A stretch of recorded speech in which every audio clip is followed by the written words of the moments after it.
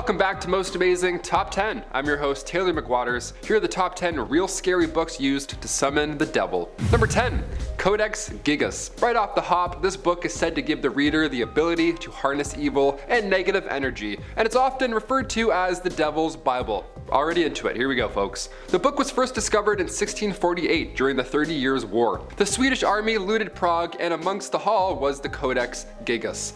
Yeah, hard to miss this one. 36 inches tall, 20 inches wide, and 8.7 inches thick, coming in at 156 pounds. Yeah, it's a little thicker than Bernstein Bears. You're not gonna miss it. It's said that this book was actually written by a monk, but said monk had broken his spiritual vows. He was of course punished, but in a pretty extreme way, which is said to be sealed behind a wall and then left there for eternity to die. Just behind a wall forever. Right before his passing though, he realized he wouldn't be able to finish said book, which is then when he summoned Lucifer and asked him to complete the book for him because he was busy, behind a wall and stuff. Yeah, like unemployed professors back then. The devil's like, I'll do that essay for you. No sweat. Take a 5, brother. Sell your soul. I got you. I'll script it. This book is filled with dark rituals, instructions on how to perform exorcisms, as well as a bunch of creepy drawings of the devil and other demons. Just for fun. Right now it's said that the book has 310 pages, but that once used to be 320. Those 10 pages that were ripped out were said to contain instructions on how someone could summon the devil. So hopefully whoever has those pages burn them, or I don't know, made a nice birthday card with them. That'd be fun. Number 9, the Book of the Sacred Magic of Abramelin the Mage. A little wordy in my opinion, but it's also a pretty good book. This book was of course created by Abramelin, who is in the title, who is indeed a mage, and he created this book as a gift for his son. Yeah, Lego wasn't a thing yet, and neither was fun, so he got him a magical book. Thanks, Dad. In the early 1900s, this book was translated into English, and that's when the rumors of the book being cursed began to spread, of course. I mean, this book contains spells, but also contains curses, so I feel like that rumor, it checks out, people are talking for a reason. Abramelin believed that everybody had their own personal demon. The good thing about this book, however, is that it holds instructions on how to get your demons under control through rituals and spiritual situations. The kicker is that it's always risky to reach out to the spiritual world, so it's really not worth it, right? That's why everybody thinks this book is so cursed. Unless you absolutely know what you're doing, the contents of this book might just be too powerful for you, my friend. Those who have had bad experiences with the book explain either bad luck or hauntings from the spiritual world are awaiting for those who read it. So yeah, stick with Arthur or Bernstein Bears, really keep it cool. Number 8, the Book of Black Magic and Pacts.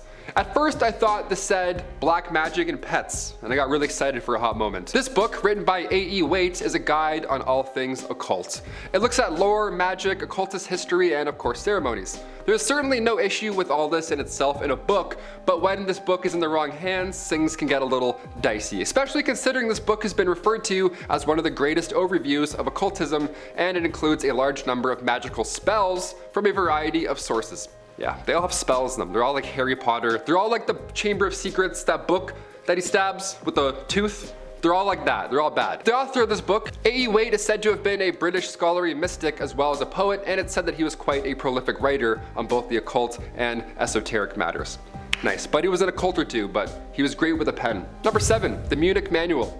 Also referred to as the Necromancer's Manual, that's always fun. This grimoire comes to us from the 15th century and is a text that is largely focused on demonology and necromancy. Two things you want in a book. A lot of grimoires have both good and black magic, but this is one that focuses solely on the dark, bad side, know what I mean? Just in case you're a very specific demon, this book is for you. You won't believe number 4. Dive in, here you go. There are 3 different sections to this one. First section deals with the illusionist magic and spells that trick people into seeing things that aren't there. The next one is psychological magic, which is meant to use emotions, politics, and things like that in order to gain power over an individual. And if these 2 weren't scary enough, the 3rd section is a divinatory spells, which is meant to allow the reader to see into the past, present, or future. Imagine seeing into the present.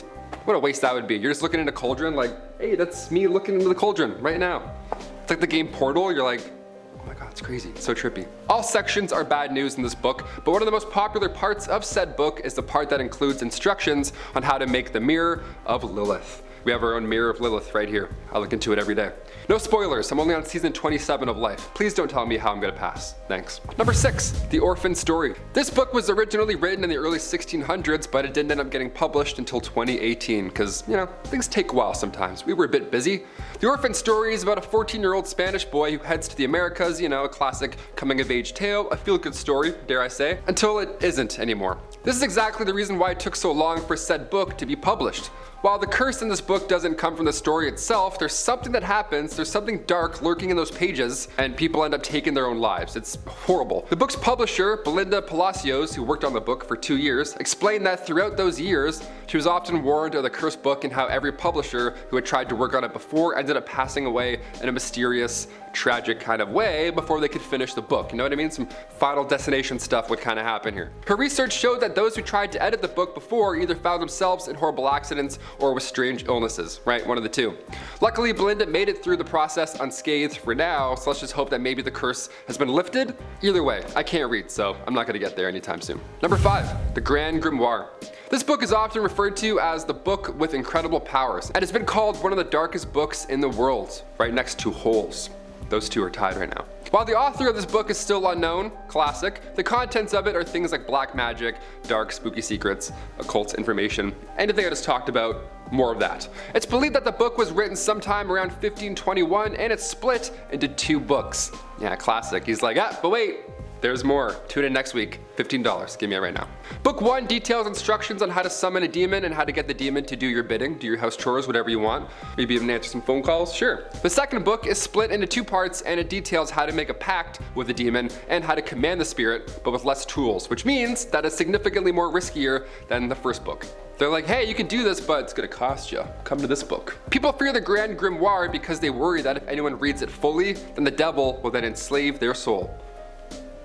Okay, you said it. Return on that one. Next. Number 4, the Book of Soyga. Anything that is referred to as the Book of Death? Ho, count me in. I'll renew my library card right now. Let's do it. Let's amp it up. The Book of Soyga, this one's tough because nobody knows what language it's written in, right? So that's obviously a challenge. The beginning part of the book definitely contains some spells or incantations, and the ending of the book is really where the most mystery lies, and trying to decipher it is not that easy. It's said that a scholar called John Dee once attempted to decode the secret book, and it was so difficult that he needed to call on an angel, the angel Uriel, for help.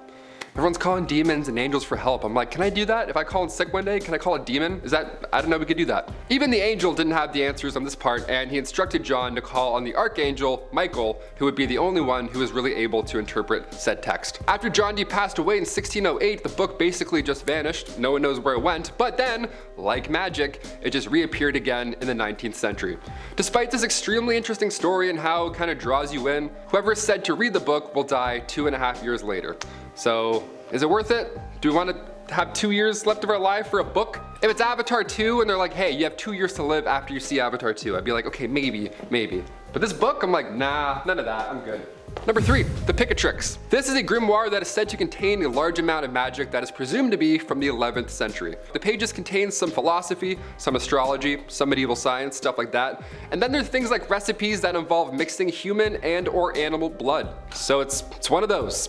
Not so fun, and yeah, it's not so fun. Not a lot of pictures to color in, The results are said to be magical, of course, but in reality, it's just a book on mixing horrible things together, like illicit substances and urine. Mix them together, put them in a cauldron. I'm like, no. How about that? Number 2, Sorrows of Young Werther.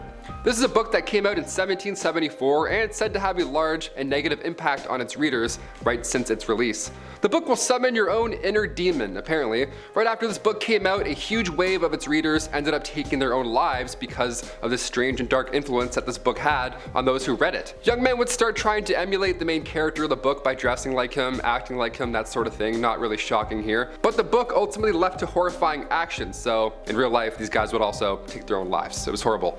This actually led to the book being banned in some countries because, well, it's not worth the risk. See, things like this make me curious, of course, but I don't think I'd ever want to read something that depressing anyways, you know what I mean? Number 1, the Lesser Key of Solomon. This one is said to contain spells that are used for summoning over 72 different demons. And just to spice it up a little bit, to this day, no one is exactly sure who wrote it. Yeah, it's still anonymous back there, penning it up. could have been one of the 72 demons, who knows? The Lesser Key of Solomon is made up of a few different texts from somewhere around the 17th century. This book is said to be cursed, so even having a copy of it will cause the owner to experience constant bad luck or have the worst luck of all by, passing away, biting the bullet. One person shared that the book violently just flew itself across the room at them, just like Interstellar. We just got a haunted bookshelf now to take care of.